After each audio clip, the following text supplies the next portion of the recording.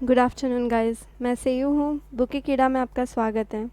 आज हम सुधा मूर्ति जी की एक बुक लेके आए हैं, इंडिया द होली लैंड। ये एक चैप्टर है here there and everywhere book में। होली लैंड, इंडिया हमारी रिलीजियस लैंड है। क्यों है ये, इस छोटे से स्टोरी में आपको पता चलेगा, ये छोटी सी समरी में आपको पता चलेगा। और कमेंट ज़रूर कीजिएगा गाइस कि आपको क्या और कौन से समरीज़ आपको सुनना है, कौन से बुक्स आप प्रेफर करते हैं।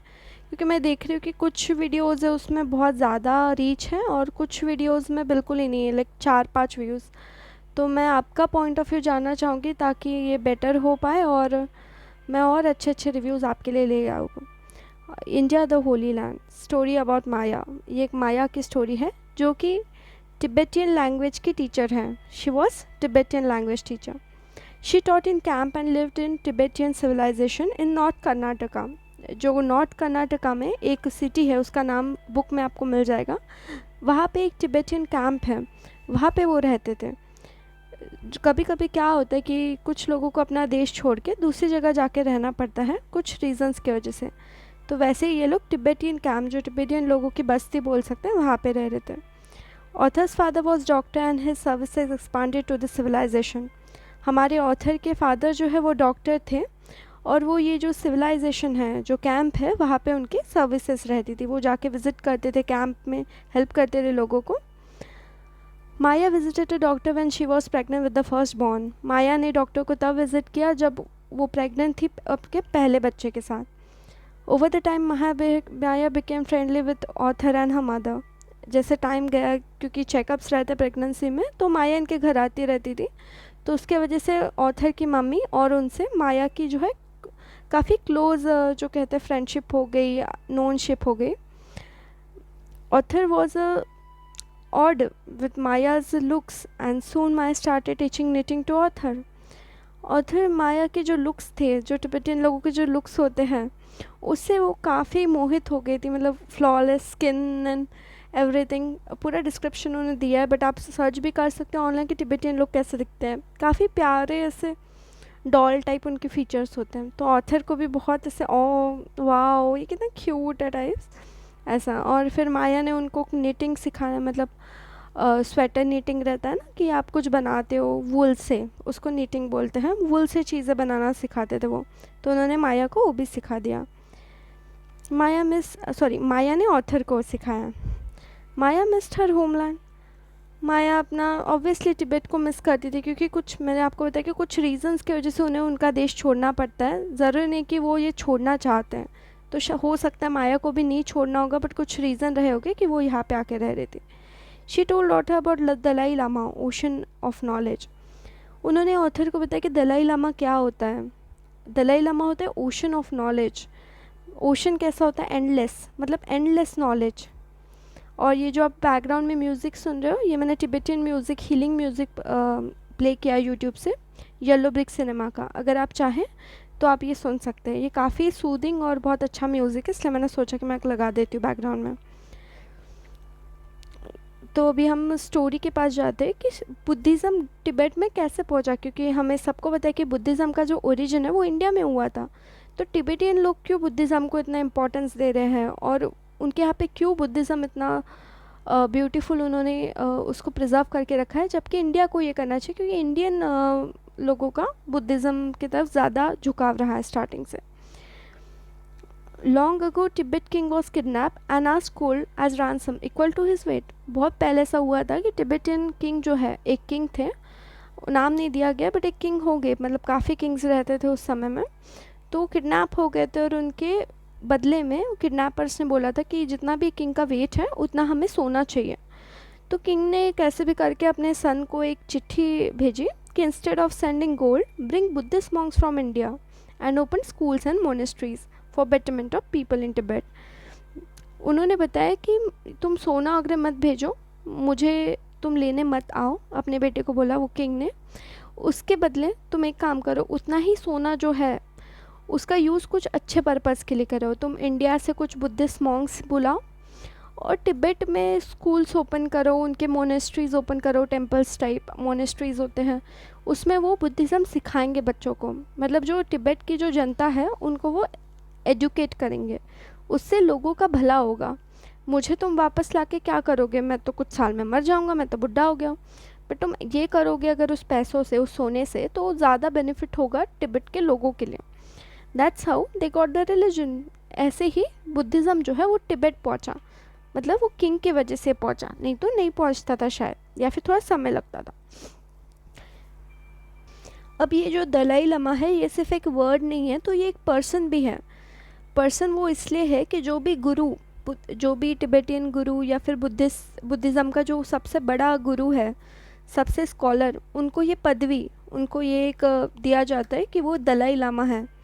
तो वैसे अभी लेटेस्ट जो दलाई लामा है वो धर्मशाला में रहते हैं इंडिया में।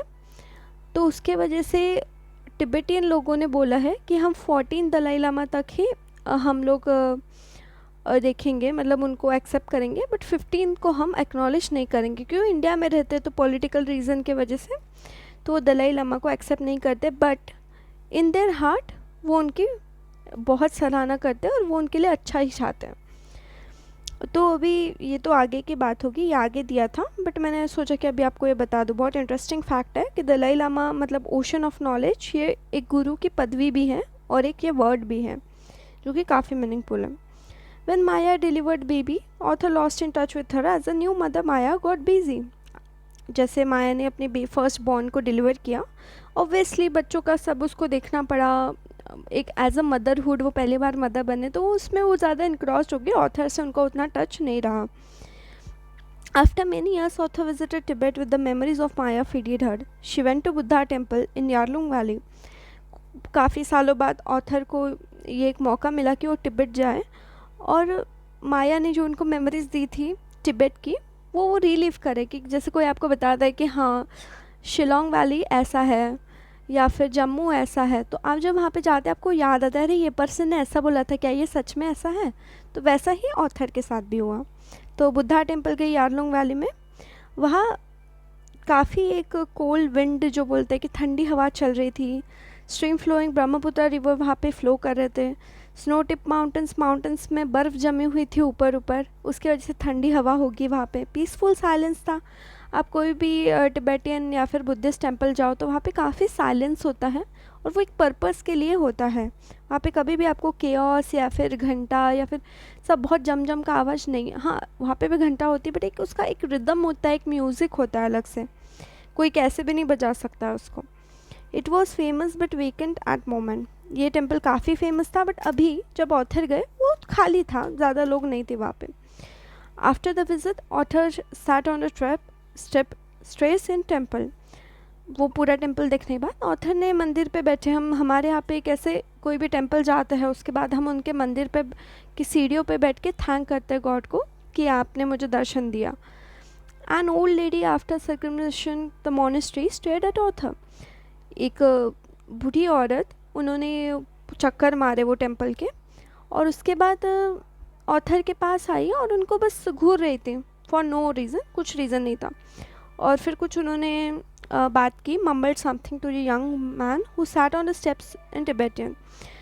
तो उन्होंने कुछ बात की तिब्बतियन लैंग्वेज में उस इंसान से जो उनके साथ आया था, एक यंग लड़का था जो भी ऑथर के जैसे उस स्टेप्स पे वो भी बैठा था। और उसके बाद वो बूढ़ी औरत also start on the steps, वो भी उसके बाजू में बैठ गए, उस बच्चे मतलब उनके जो भी वो यंग लड़का था, बच्चा नहीं था यंग लड़का था, वो उसके बाजू में बैठ गए। After few moments the old lady went to author, took her hands, did a prayer and kissed them. She left the baffled order and went back to the young man. Author was soaked with lady's tears. थोड़ी देर बाद क्या हुआ कि वो जो old lady थी वो author के पास आई, ऑथर के हाथ लिए कुछ प्रेयर बोला उन्होंने अपनी लैंग्वेज में, और ऑथर के हैंड को किस किया, अपने आँखों पे लगाया और वापस चली गई उस यंग लड़के के पास। ऑथर के हाथ पे अभी आंसू थे, वो जो ओल्ड लेडी है उनके आंसू थे उनके हाथ पे। ऑथर को समझ नहीं आ रहा था कि अभी जस्ट क्या हुआ, वो एक तो मुझे घूर रही है वो दादी जी, और अभी वो मुझे आंखें मेरे हाथ को किस करके चली भी गई और आंसू भी है। तो ऑथर तो कंफ्यूज उस लड़के को देख रही थी, वो यंग मैन को भी उठना ही पड़ा अपनी जगह से, क्योंकि उसे लगा कि ये पता नहीं क्या सोच रही है। ऑथर तो young boy soon came to the author and apologized. वो आया अपने ऑथर के पास, उन्होंने बोला माफ़ी चाहूँगा जो ये सब हुआ है उसके लिए, और मेरी ग्रैंड मदर के बिहेवियर के लिए। वो उसकी ग्रैंड मदर थी, जो यंग मैन था वो उनका पोता था। तो उन्होंने वो पोते ने अपने ग्रैंड मदर के बिहेवियर के लिए माफ़ी मांगी। उन्होंने बोला कि मेरी he told author that his name is Ketsang. ये एक्चुअली केत्संग ये से लिखने में होता है, बट नाम जो रहता है के ई साइलेंट रहता है, तो टी संग ऐसा ही बोलते हैं। टी संग था उसका नाम, और वो इंडिया में कुछ 5 साल रहा था, तो उसके वजह से उसको इंग्लिश आती है। तो उसने ये जो भी ऑथर को होता है सारा इंग्लिश में है। आपके अंडरस्टैंडिंग के लिए मैं आपको हिंदी में बताती हूँ कन्वर्ट करके, कि उसने बताया टी संग ने कि वो रहता था इंडिया में 5 साल, इसलिए वो ऑथर से बात कर पा रहा है इंग्लिश में, नहीं तो उसको भी टिबेटियन नहीं आती थी ना। He told that the grand mother was thanking author for what India has done for टिबेट्स।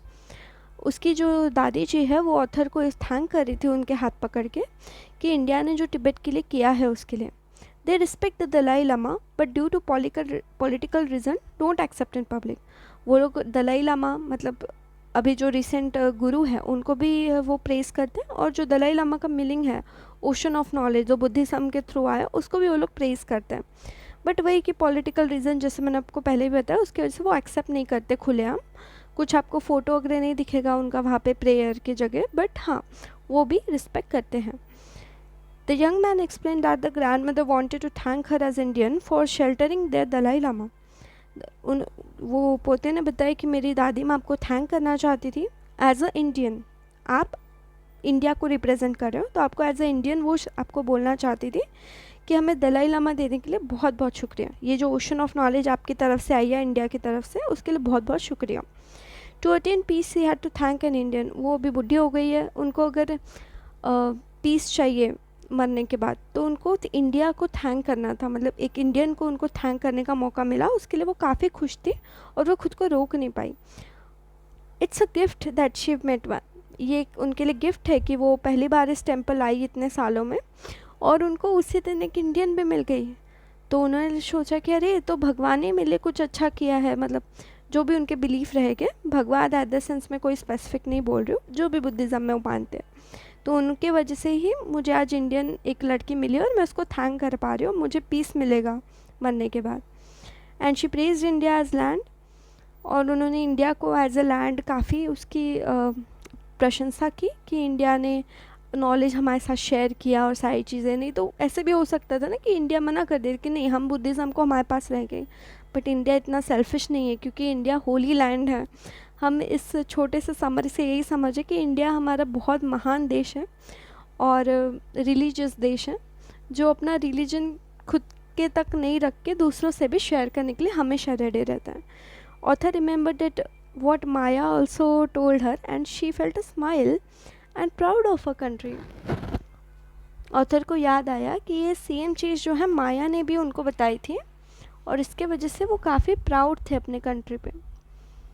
जी हाँ, कि तिब्बतियन लोग सच्ची में मतलब प्रेस करते हैं इंडिया का। हाँ, पॉलिटिकल रीज़न की वजह से वो आगे आके चिल्लाते नहीं है कि इंडिया महान है ऐसा वगैरह, बट उनके दिलों में प्यार है इंडियंस के लिए और इंडिया के लिए, और ये सब बुद्धिज़्म के वजह से हुआ है। और जो बुद्धिस्ट मॉन्क्स हमने भेजे थे वो किंग के टाइम, उसके वजह से हुआ है। तो इंडीड मैं ये मानती हूँ कि इंडिया हमारा होली कंट्री है, एंड आई थिंक आप भी ये सब आपको भी ये मानना चाहिए। तो आपके क्या थॉट्स है इस छोटी सी समरी पे, छोटी सी कहानी पे? क्या आप भी तिब्बत गए हो या फिर आपका कोई रिलेटिव गया है या फिर आपने कोई ऐसे वीडियोस देखे यूट्यूब पे जहाँ पे आपको लगता है कि हाँ इंडिया का बहुत ज़्यादा महत्व है तिब्बत में और आपको ज़रूर एक बार आपकी लाइफ में विज़िट करना चाहिए? नेक्स्ट जो समरी है वो किसी बुक की नहीं है, बट अभी जैसे हमने बुद्धिज़्म की बात करी है तो लाइफ चेंजिंग जो लेसन्स होते हैं, बुद्धिस्ट मॉन्क्स जो लाइफ चेंजिंग लेसन्स देते हैं, उसमें से कुछ लेसन्स जो मेरे भी रीड करने में आए हैं वो मैं आपके साथ शेयर करूँगी। उससे होपफुली आपकी बहुत सारी परेशानियाँ दूर हो जाएगी। थोड़ा सा लंबा वीडियो हो गया, but I hope you enjoyed और आपको बोर नहीं हुआ है, और आपके कमेंट्स और सजेशंस की बहुत ज़रूरत है गाइस, ज़रूर शेयर कीजिए। लाइक शेयर एंड सब्सक्राइब बुकी कीना। Thank you.